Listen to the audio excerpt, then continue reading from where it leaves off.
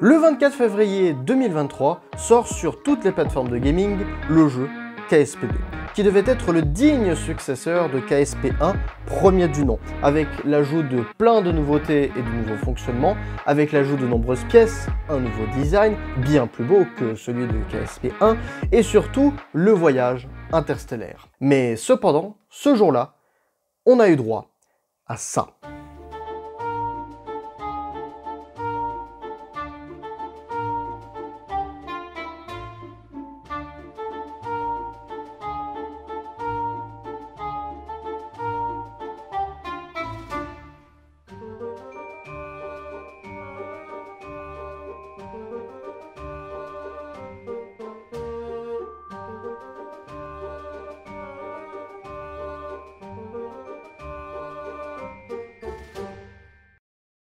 Ouais, ça fait mal.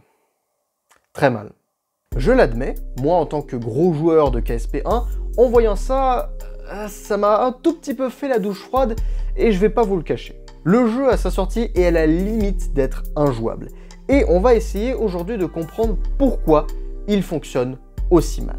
Mais avant ça, je vais essayer un peu plus de vous expliquer, pour ceux qui ne connaissent absolument pas le jeu, KSP. KSP, pour Kerbal Space Program, est un jeu de simulation développé par Squad dont le but est de simuler des missions spatiales, où on peut créer son propre programme spatial, construire ce que l'on veut, aller où on veut, dans tout le système kerbien.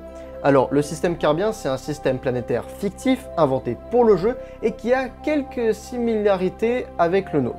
Ce jeu est un bac à sable complet, un peu à la manière de Garry's Mod, simplement dans l'espace, où on peut faire ce que l'on veut. Fusée, navette, avion, tout est possible.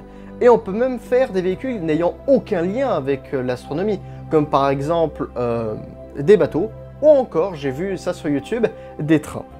Oui, des trains, c'est possible. Mais KSP n'est pas tout jeune. En réalité, il est sorti en 2011, et était peu complet, et il manquait cruellement de pièces.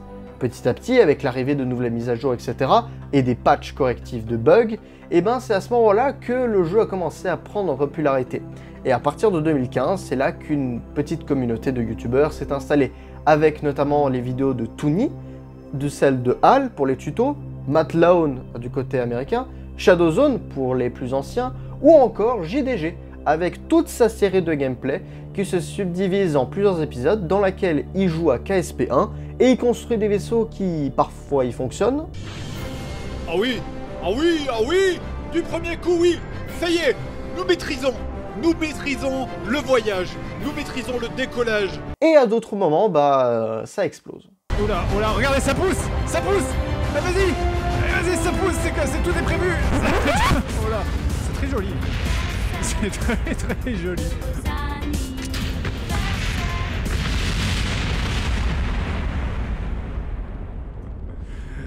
La fusée était un petit peu lourde. On pouvait pas savoir avant d'avoir testé. Bref, si vous n'avez absolument pas vu cette série, je vous conseille fortement d'aller la voir, parce que moi, après l'avoir regardée, moi je trouve qu'elle est juste très sympathique et très fun à regarder. Le temps passe, et puis en 2019 est annoncé KSP2, accompagné de plusieurs beaux trailers montrant le futur jeu. Et 4 ans après, c'est là qu'on va justement avoir la première démo, l'arrivée de la suite en fait de KSP2 en Early Access. Et à ce moment-là, on arrive justement en janvier, puis c'est là qu'on découvre que le jeu et toutes les promesses qui ont été promises ne sont pas tenues. Alors, sachez-le, maintenant je vais essayer un peu plus de donner mon avis sur ce jeu, parce que oui, je l'ai testé, je suis pas sûr de faire un gameplay sur cette chaîne, sachant que ma chaîne n'est absolument pas vraiment dédiée à ça, donc je vais juste vous donner mon ressenti sur la suite de KSP2, et surtout, si on doit l'acheter ou pas. Alors, je vais d'abord essayer de lister tout ce qui ne va pas. Le premier point noir que l'on peut constater, c'est quelque chose qui apparaît avant même que le jeu se télécharge ou qu'on y joue. C'est tout simplement la puissance que exige ce jeu pour le faire démarrer. Moi, avec ma config personnelle, je peux faire tourner ce jeu que en médium. Alors que avec ma config actuelle pour KSP1, je peux faire tourner ce jeu en high ou en ultra.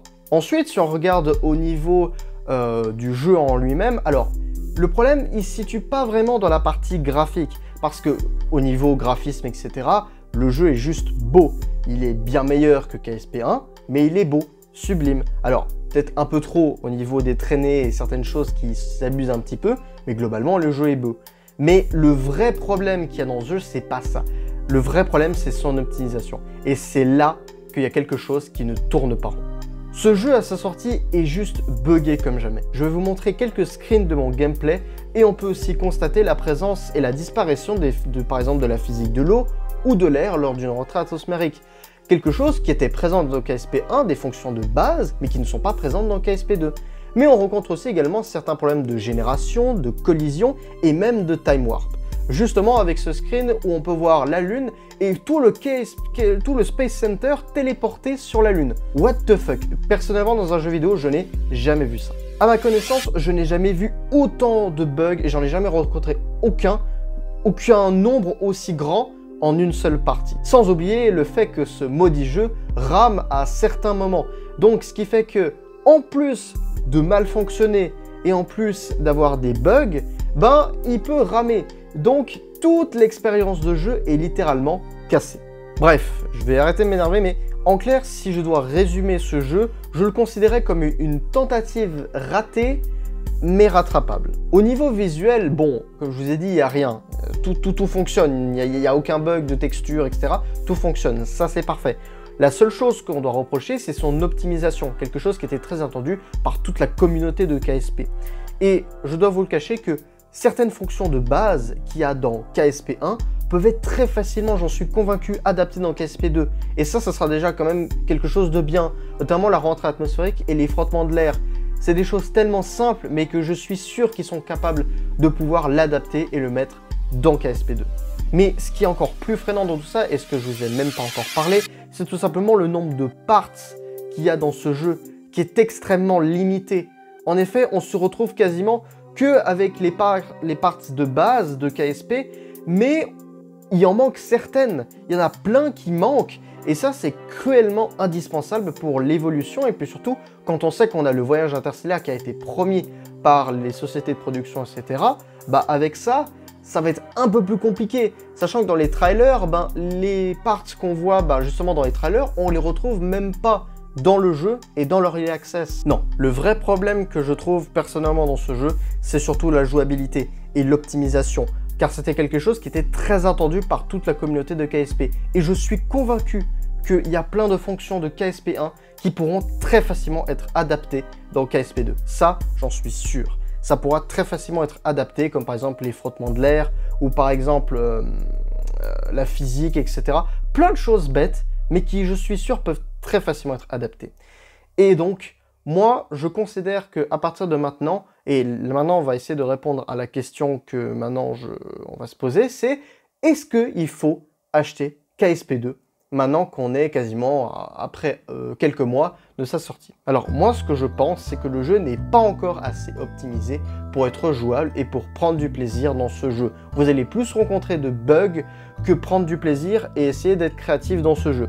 Moi, ce que je vous conseille, c'est si vous pouvez attendre, faites-le. Mais si vous êtes impatient et que vous avez quand même envie de jouer à KSP, si les bugs ne vous posent pas problème, etc. après la prévention que je vous ai faite, pas grave, prenez le 2, il y aura les mises à jour qui vont venir, etc. Après, si vous êtes vraiment impatient et que vous avez quand même envie de profiter de l'expérience de KSP, prenez KSP1. En plus, il y a des réductions qui ont été faites, notamment chez Steam, il y a une réduction de 15%, je crois, sur KSP1 avec l'édition complète, donc avec tous les DLC qui englobent, sachant que en plus, vous pouvez avoir accès au mode fait par CurseForge. Donc ce qui fait que, en plus de payer un jeu moins cher que KSP2, vous allez avoir tous les DLC et également les mods gratos qui vous permettront de rajouter plein d'effets qui sont sûrement déjà implantés dans KSP2. Donc voilà, moi je vous dis déjà tout de suite que personnellement, je n'ai pas envie de faire un let's play pour tout de suite sur KSP2. Je sais que je pourrais le faire, mais simplement que KSP2 pour moi c'est pas encore assez développé et moi je prends pas plaisir dans le jeu. J'arrive pas à me dire j'ai envie de jouer à KSP2. Je préfère même largement KSP1 au 2. Et désolé s'il n'y aura pas de let's play sur KSP2, mais malheureusement c'est comme ça. Après, si un jour KSP2 arrivera à être mieux optimisé, là oui, je fonce. Mais pour l'instant, non. Bref, maintenant, après cette grosse vidéo, c'est sur ces dernières phrases qu'on va du coup se quitter. Et j'espère que du coup, cette vidéo, elle vous aura plu.